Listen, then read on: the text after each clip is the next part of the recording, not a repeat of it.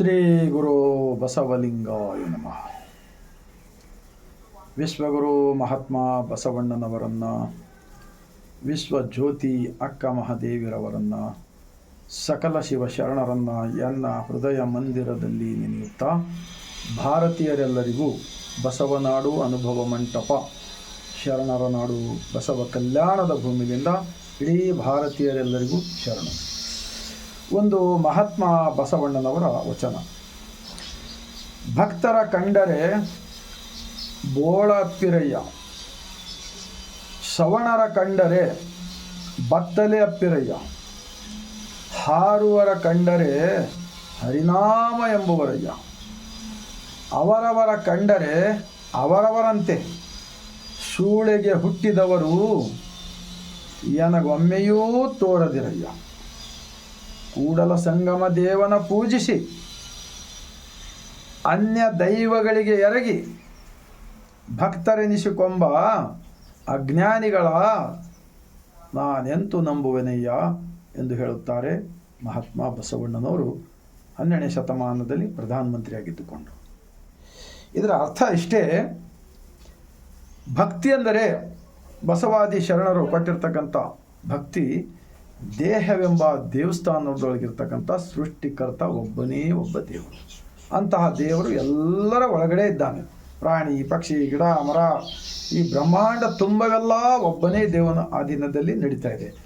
ಇದನ್ನು ಅರಿತುಕೊಂಡು ಆಚರಣೆಯಲ್ಲಿ ತಂದವರು 770 ಜನ ಅಮರಗಣಗಳು, ಲಕ್ಷದ ಮೇಲೆ 96,000 ಶರಣರು, ಉತ್ಪಾದಕ ವರ್ಗದವರು, ದುಡಿಯುವ ವರ್ಗದವರು.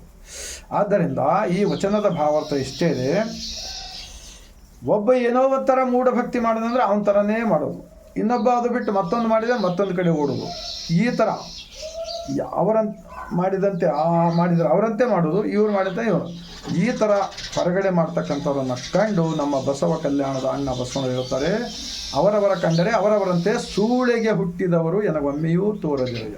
ಸೂಳೆಗೆ ಅಂದರೆ ವೇಷವಾಟಿಕೆ ಮಾಡ್ತಕ್ಕಂತಹ ಒಬ್ಬ ಹೆಣ್ಣಾಗಲಿ ಗಂಡಾಗಲಿ, ಪರಸ್ತ್ರೀಯರಲ್ಲಿ ಕೆಟ್ಟ ದೃಷ್ಟಿಯಿಂದ ನೋಡಿಕೊಂಡು ಆ ಬೆನ್ನು ಹತ್ತಿ ಹೋಗ್ತಕ್ಕಂಥವ್ರ ಮಾಡೋರಾಗಲಿ, ಅಥವಾ ಆ ರೀತಿ ವೇಷವಾಟಿಕೆಯಲ್ಲಿ ತೊಡಗಿರ್ತಕ್ಕಂಥ ಮಹಿಳೆಯರಾಗಲಿ, ಅವ್ರಿಗೆ ಒಂದು ವೇಳೆ ಮಕ್ಕಳು ಹುಟ್ಟಿದೆವು ಅಚಾನಕ್ ಅಂತ ಹೇಳ್ಬೋದು, ಲಗ್ನ ಆಗಲಾರ್ದು, ಅವಾಗ ಅವ್ರು ಯಾರಿಗೆ ಹುಟ್ಟಿದೆ ಅಂತ ಹೇಳ್ತಾರೆ ಹೇಳಿ ನೋಡೋಣ. ಈ ಥರ ಒಂದು ಕಠೋರವಾಗಿರ್ತಕ್ಕಂಥ ವಚನವಿದೆ.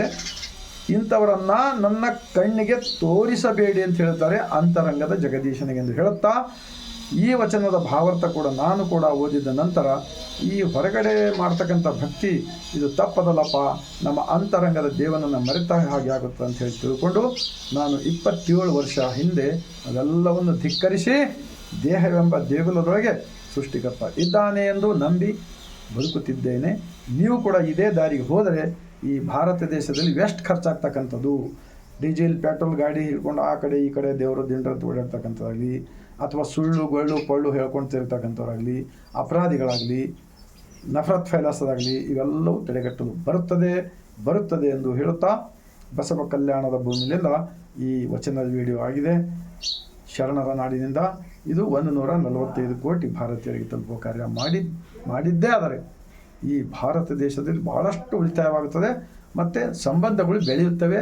ಎಲ್ಲರೂ ಒಬ್ಬ ದೇವನ ಮಕ್ಕಳಂತ ಹೇಳಿ ನಾವು ಎಲ್ಲರೂ ಪ್ರೀತಿಯಿಂದ ಬದುಕಲು ಬರುತ್ತದೆ ಎಂದು ಹೇಳ್ತಾ, ಮತ್ತೊಮ್ಮೆ ಇಡೀ ಭಾರತೀಯರೆಲ್ಲರಿಗೂ ಬಸವನಾಡಿನಿಂದ ಶರಣು.